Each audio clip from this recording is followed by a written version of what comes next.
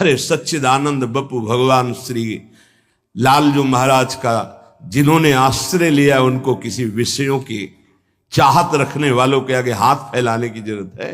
प्रणत कामदम पद्मजार्चितम, तो क्यों वो तुम्हें प्यार कर रहे हैं, क्यों वो तुम्हें दुलार कर रहे हैं? तुम्हारे मंगल के लिए कर रहे हैं। तुमको जो मिल रहा है उसको स्वीकार कर लो तो तुम्हारा जीवन कृतार्थ हो जाएगा। क्या है तुम्हारे पास? अरे जिनके पास अपार धन है वो भी चिंता और शोक से जल रहे हैं, क्योंकि मृत्यु उनका इंतजार कर रही है। मृत्यु धन से थोड़ी हटाई जा सकती है।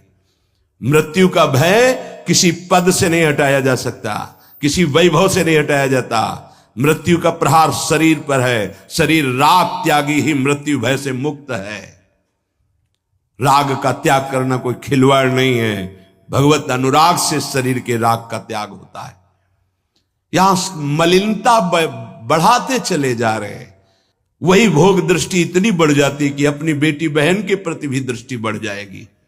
कलिकाल विहाल के मनुजा ने मानत को अनुजा तनुजा।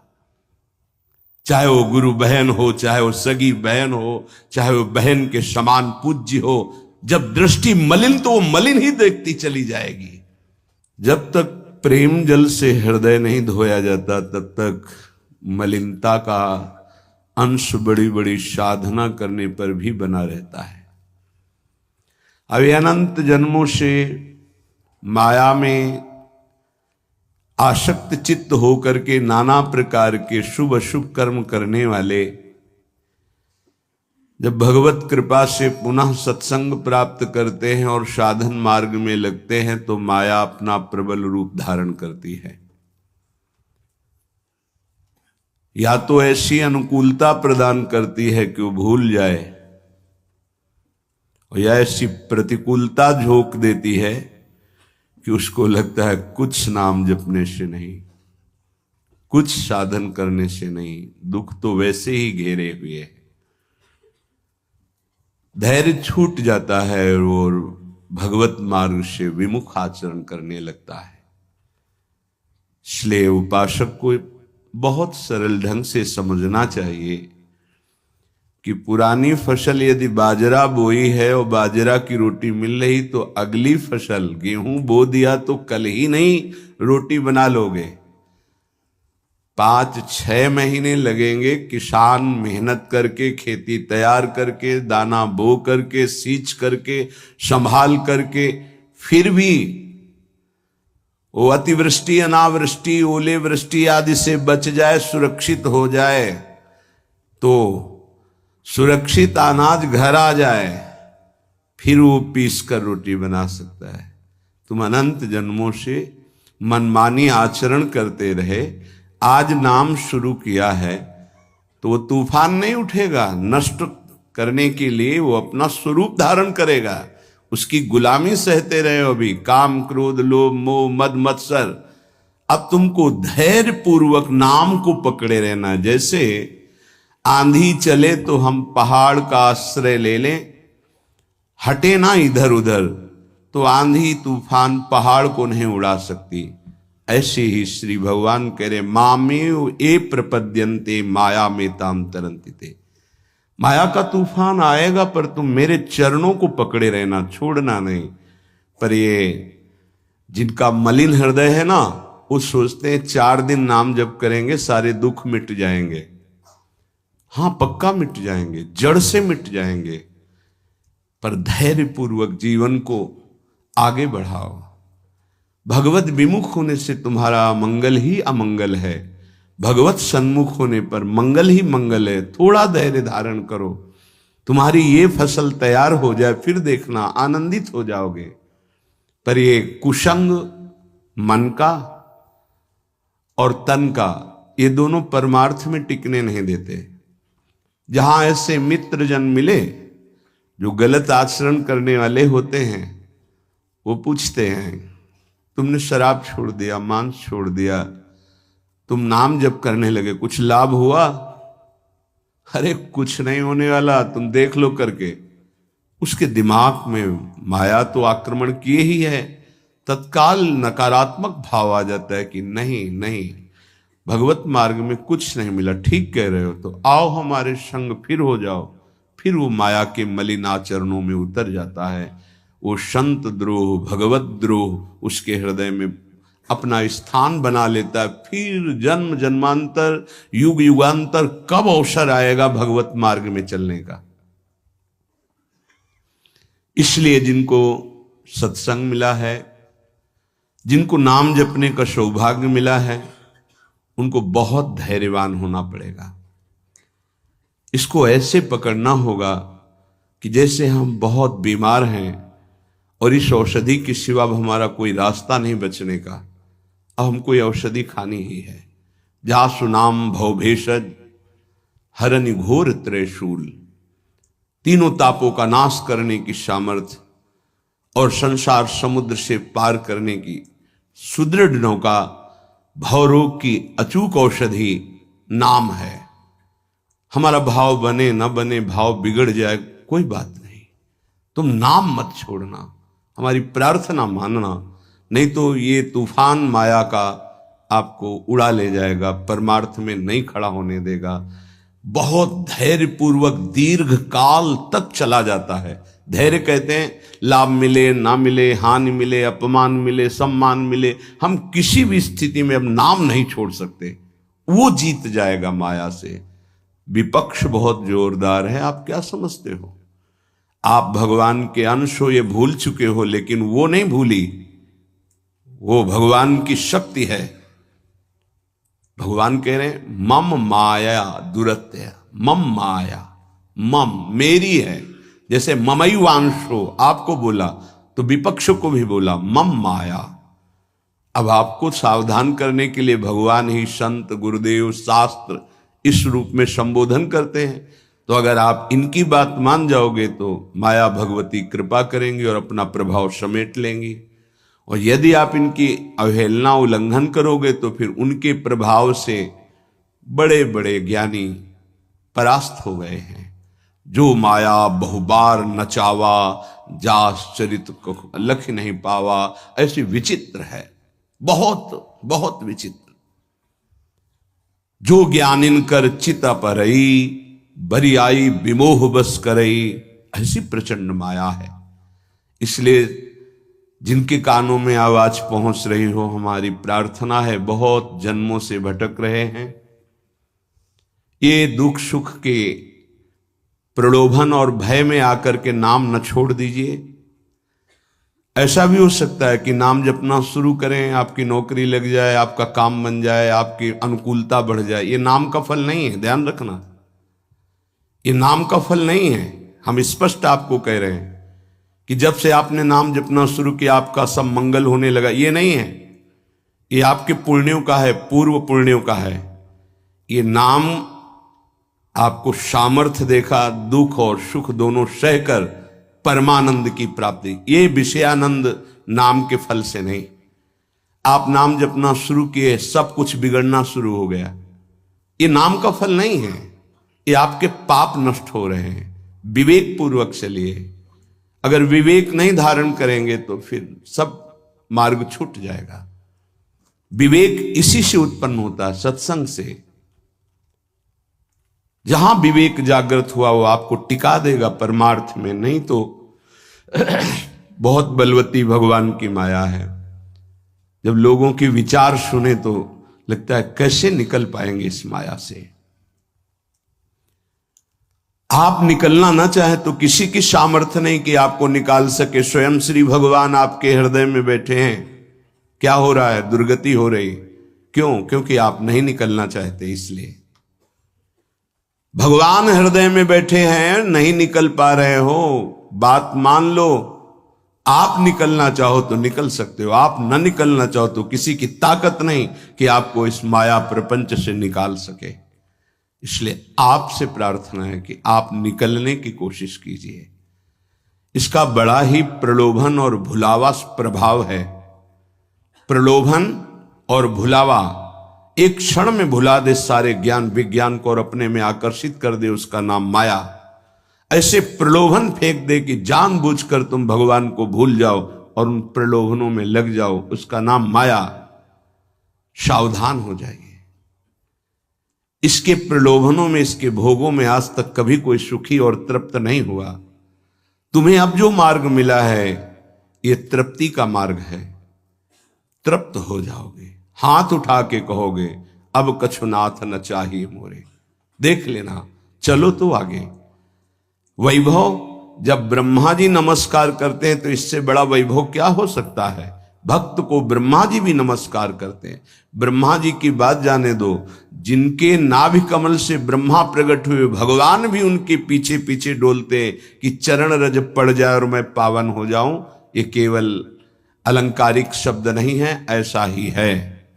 पग चापू और सेज बिछाऊं, नौकर बनूं हजाम, हाकू बैल बनो गडवारो, बिना तनख्वाह रथवान, यही तो मेरे मन में ठनी, भगत मेरे मुकुटमणि। मैं भक्तन को दास, भगत मेरे मुकुटमणि। ये मार्ग आप चयन किए हैं भगवत कृपा से, तो इसमें आपको टिकना होगा, इसमें आपको परीक्षा देनी होगी। जितना पढ़ाया जाता है उतनी ही परीक्षा होती है, उसके आगे नहीं होती, ध्यान रखना। अध्यापक जितना आपको पढ़ाता है उसी पे प्रश्न करता है। तो जितना आपको सत्संग सुनाया गया, जितने में आपकी भूमिका भक्ति की है जैसी भी, उतना ही प्रश्न होगा, उसके आगे प्रश्न नहीं होगा। उतने पे तो आपको सफल होना पड़ेगा। नहीं सफल होगे तो फिर पढ़ाई कीजिए, फिर प्रश्न आएगा। जब आपको परमार्थ पद में, परम पद में आरूढ़ होना है तो आपको ये निर्णय करना ही पड़ेगा। एक तरफ माया है, एक तरफ भगवान है। माया को साधन बनाकर भगवान की प्राप्ति की जाती है, भगवान को साधन बनाकर माया की प्राप्ति नहीं की जाती। प्रायः लोग इसी भुलावे में हैं कि भगवान को साधन बना लेते हैं और माया साध्य बन जाती है। मुझे ये चाहिए, नहीं मिला तो तुम भगवान नहीं। ये परमार्थ ऐसे नहीं चला जाता, धैर्य पूर्वक चला जाता है। अगर धैर्य का अवलंबन नहीं लेंगे, विवेक का प्रयोग नहीं करेंगे, विवेक है आपके पास, ऐसा नहीं कि आपके पास विवेक नहीं है, पर आपका विवेक ढका हुआ है। ये सत्संग उसी विवेक को जागृत करता है। आप सत्संगी हो, आप भुलावे में मत आइए। ये माया अपने पार्षदों के द्वारा आपको ठगना चाहेगी। आपने प्रभु को छोड़ दिया, प्रभु की क्या हानि होगी। आप अपनी दशा पर विचार कीजिए, डूब जाओगे, ये माया डुबो देगी। अनंत जन्म भटकते भटकते आज अवसर मिला है भगवत प्राप्ति का, ये आप जान नहीं पा रहे हैं। ये अवसर चला गया तो फिर आप पछताएंगे, कोई अवसर हाथ नहीं मिलेगा। पशु पक्षी बनने के बाद विवेक एकदम ढका रहता है, केवल उतना ही काम करता है, आहार विहार मैथुन निद्रा, बस। वो भगवत प्राप्ति करनी है, मेरा नया जन्म हो, कुछ विवेक नहीं रहता। आप में ये विवेक जागृत है। आप विवेक पूर्वक परमार्थ को पकड़िए, इस माया की चालों को मत देखिए, सह जाइए, दुख सुख को सह जाइए। श्रीपाद प्रबोधानंद जी महाराज कहते हैं, रहस्यानामे तत्परम सुरहस्यम हरिरसोत्, सर्वानामाश्चर्योन्मदरस विलासोत्सवमिदं स्वरोचि नित्यानामति परमनित्योज्ज्वलमिदं यदेतत् श्रीवृन्दावनमिहि दृशो नंदयति नः।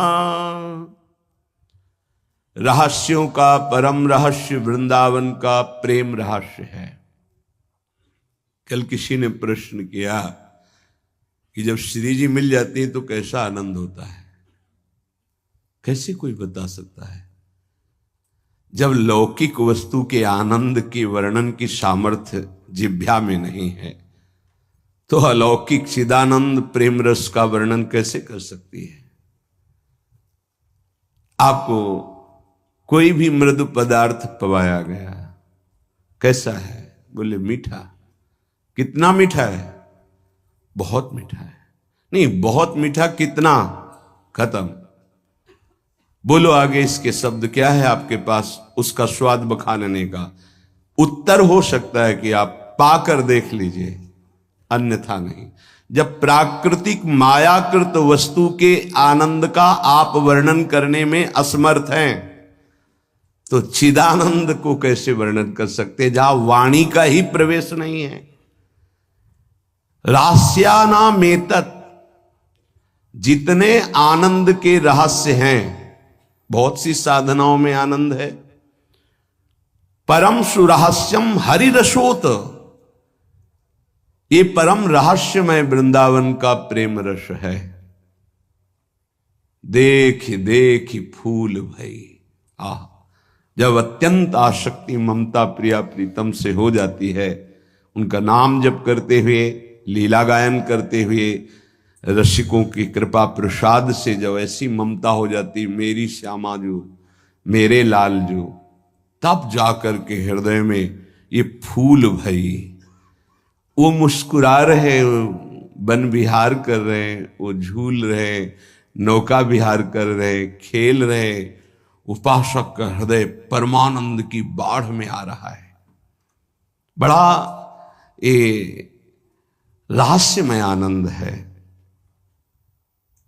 देखो, अपने बच्चे को जब खेलते हुए मां देखती है, तो उसके हृदय में जो होता है वो कोई दूसरी माता अनुमान भी नहीं लगा सकती है।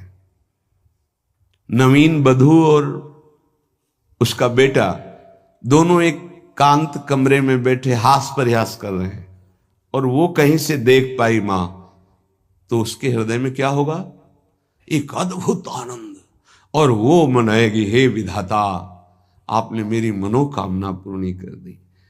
मेरे बेटा बहू जैसे हंस रहे, खेल रहे, सदैव ऐसे आनंदित रहे। ऐसे बेटे को खेलते देखकर उसको आनंद हो रहा है। छोटी सी मायाकृत ममता में उसका हृदय आशीष देता है, आशीर्वाद देता है। और महाचिदानंद भाव को प्राप्त रसिक जन जब आनंद समुद्र प्रभु और आनंद समुद्र का सार सांद्रानंद घन प्रेम मूर्ति किशोरी, जब इनको देखते, जो भगवान शंकर के ध्यान में आ जाए तो उन्माद अवस्था को प्राप्त हो जाते हैं। वो प्रभु और वो प्रिया जो सामने खेल रहे हैं, उस उपासक के आनंद का कैसे कोई वर्णन करे। उसके हृदय में असीम रहस्यमय प्रेम प्रकाशित होता है। रहस्यानामेतत्, जितने रहस्यमय आनंद है, उन सब आनंदों का परम सुरहस्यम, परम रहस्यमय जो प्रेमानंद है, वो वृंदावन प्रदान करता है। हरि रसोत, अभी किसी संग के प्रभाव से थोड़ा आनंद स्फुरित होता है। जैसे सत्संग सुन रहे, कोई भावात्मक बात आई, आपको आनंद, ये स्रोत नहीं है, ये संग का प्रभाव है कुछ क्षण के लिए। जैसे कोई कहते हैं, जब मैं वृंदावन आता हूं तो हमारा मन भक्ति में रम जाता है, पर जब यहां से जाता हूं तो कुछ ही समय बाद वो बात नहीं रहती है। क्यों?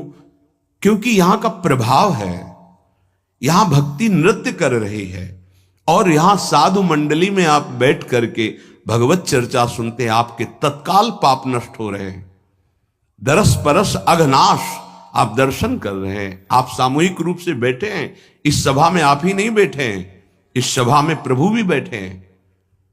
मदभक्ता यत्र गायन्ति तत्र तिष्ठामि नारदा, जहां मेरे भक्त मेरा गायन, यहां अखंड भगवान नाम कीर्तन वाणी का गायन, भगवत चर्चा होती है, तो आपके हृदय में भक्ति का रंग तो बढ़ेगा ही, पर स्थायी तभी हो सकता है जब आप उस रंग को सुरक्षित रखें, माया के रंग का प्रवेश ना पड़ पावे, तब। इसीलिए कहा जाता है, आप निरंतर नाम जप करें तो नाम पाहरू दिवस निशि, रात दिन नाम का पहरा लग जाएगा तो माया प्रवेश ही नहीं करेगी। बात यह है, आपके अंदर जो धरोहर जागृत हुई, आपके अंदर थी, उसे जागृत की गई है सत्संग के द्वारा। अब आप मलिन ना होने पावे, पर्दा ना पड़ने पावे उस पर, उसके लिए पहरेदार रखना होगा कि अंदर माया प्रवेश ना करे। वो पहरेदार है नाम। नाम पाहरू दिवस निशि, रात दिन पहरा नाम का है। और ध्यान तुम्हार कपाट, प्रभु का ध्यान कर रहे हैं